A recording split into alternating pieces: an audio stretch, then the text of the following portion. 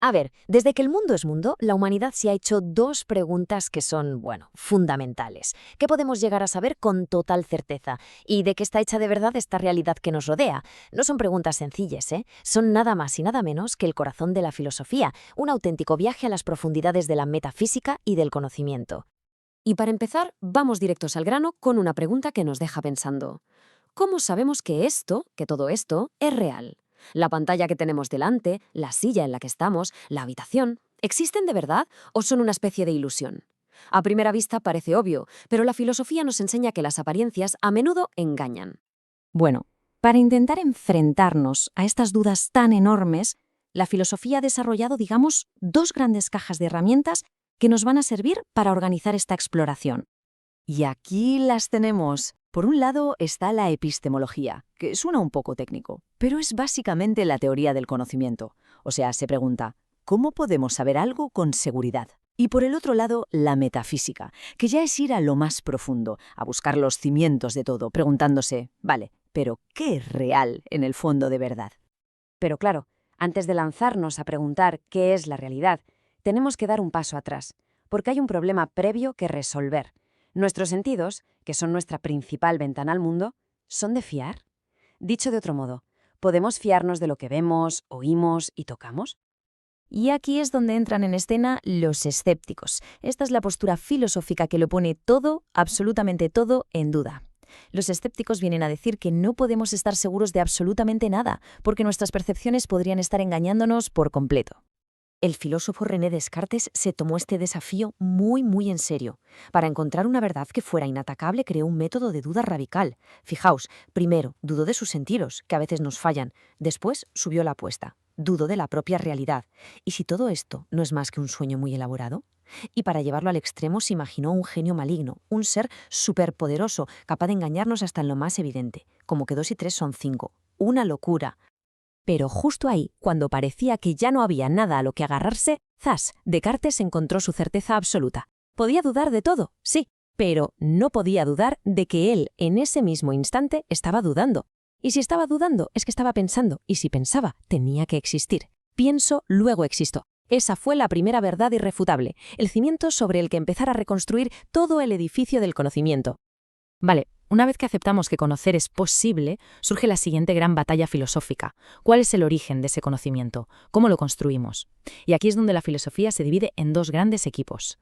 El debate se centra en esta cuestión. ¿Nacemos con ciertas ideas ya preinstaladas en la mente, como la idea de infinito o de perfección?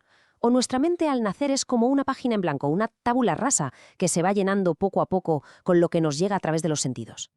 Y esto nos lleva a la gran división. Por un lado tenemos a los racionalistas, como Descartes, que desconfían mucho de los sentidos y defienden que el conocimiento de verdad, el bueno, viene de la razón y de la lógica. Ellos creen que nacemos con ideas innatas. Y por otro lado están los empiristas, como Locke y Hume, que sostienen que todo, absolutamente todo el conocimiento, se basa en la experiencia. Para ellos, de ideas innatas, nada de nada. Parecía un callejón sin salida, una batalla sin fin, hasta que en el siglo XVIII apareció Immanuel Kant. Y lo que hizo fue proponer una síntesis brillante, una manera de reconciliar a los dos bandos. Argumentó que tanto la razón como la experiencia son de hecho indispensables. Y esta cita de Kant lo resume a la perfección. Él decía, a ver, todo nuestro conocimiento empieza con la experiencia, de eso no hay duda.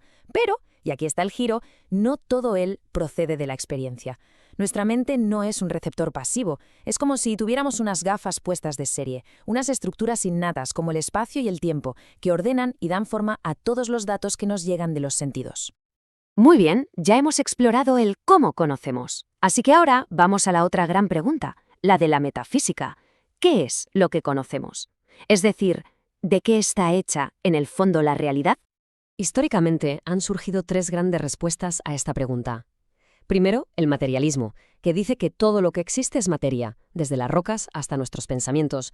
En el otro extremo tenemos el idealismo, que sostiene que la realidad fundamental no es material, sino mental o espiritual. Y en medio, una tercera vía, el dualismo, que popularizó Descartes y que propone que la realidad está hecha de dos sustancias distintas, la materia física y la mente, que es inmateria. El filósofo John Locke propuso aquí una distinción que es clave.